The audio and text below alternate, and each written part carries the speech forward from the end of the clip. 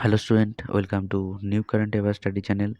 আজ SSC GD 2024 এক্সামের new pattern question set ইকোনমিক্সের টপ ইম্পর্টেন্ট 10টা কোশ্চেন নিয়ে তোমাদের সাথে আলোচনা করব।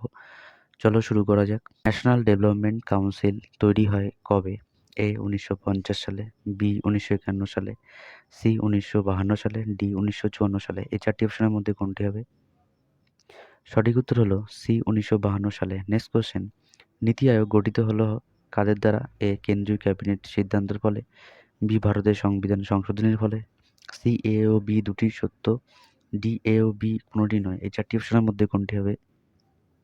সঠিক উত্তর হলো এ কেন্দ্রীয় ক্যাবিনেট এর সিদ্ধান্তের ফলে। নেক্সট কোশ্চেন, প্রথম পঞ্চবার্ষিকী পরিকল্পনাকালে জাতীয় আয়ের বৃদ্ধি হার ছিল কত?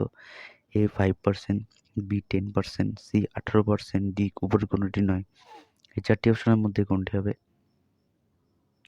সঠিক উত্তর হলো সি 18%।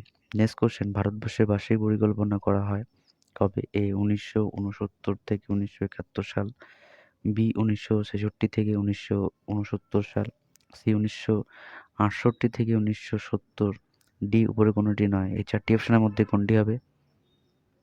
সঠিক উত্তর হলো বি 1966 থেকে 1969 সাল পর্যন্ত। নেক্সট কোশ্চেন, ভারতের প্ল্যানিং কমিশন সর্বপ্রথম কোন পরিকল্পনাকালে বিকেন্দ্রীকৃত পরিকল্পনা চালু করেন?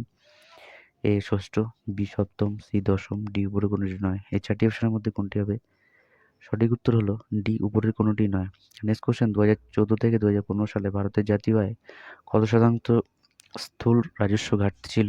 এ 5, বি 6.9, সি 3, ডি উপরের কোনোটি নয়। এই চারটি অপশনের মধ্যে কোনটি হবে? সঠিক উত্তর হলো ডি উপরের কোনোটি নয়। ড্রেন অফ ওয়েলথ বইটির লেখককে?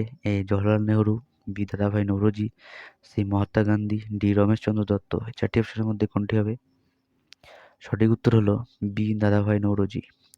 নেক্সট কোশ্চেন, মার্জিনাল ওয়ার্কার কাদের বলে? যারা এ বছরে 183 দিন কম কাজ পায়, বি বছরে 183 দিনের বেশি কাজ পায়, সি বছরে 183 দিন কাজ পায়, ডি উপরে কোনোটি নয়। এই চারটি অপশনের মধ্যে কোনটি হবে? সঠিক উত্তর হলো এ বছরে 183 দিনের কম কাজ পায়। নেক্সট কোশ্চেন, ভারতের এক্সিম ব্যাংক কাজ করে ভারতের চাষিদের জন্য, বি ভারতের শিল্প শ্রমিকদের জন্য, সি ভারতের আমদানি রপ্তানির জন্য, ডি ভারতের সংসদ সদস্যদের জন্য। এই চারটি অপশনের মধ্যে কোনটি হবে?